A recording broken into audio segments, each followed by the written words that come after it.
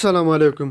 په انشاٹ کې ویډیو باید څنګه ودروئ. مطلب د ویډیو اول سر مثلا تاسو کولی شئ په هغې کې مثلا خبرې وکړئ بیا دا ویډیو ودروئ. مثلا زه دا ویډیو پلی کوم، ویډیو روانه ده، مثلا غواړو چې دا اول سر کې دا ویډیو موږ ودروئ، یعنې فریز وکړو. تاسو دا ویډیو ګورئ، دا روانه ده. اوس غواړو چې دا ویډیو موږ ودروئ، یعنې عکس یې جوړ کړو، بیا بعد دغه نه به دا ویډیو روانه شي.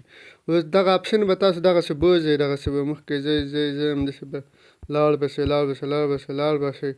دلته یو اپشن راځي فریز، په دې باندې به تاسو کلیک واخلئ. فریز په دې باندې به کلیک واخلئ، نو دې سره به دغه ویډیو نه څه جوړه شي، عکس به جوړ شي. مثلا تاسو وګورئ 3 ثانیې پورې جوړه شي. یعنې زه اوس دا پلی کوم، وګوره عکس دی، یعنې اوس حرکت یې وکړ، اوس ویډیو شوله.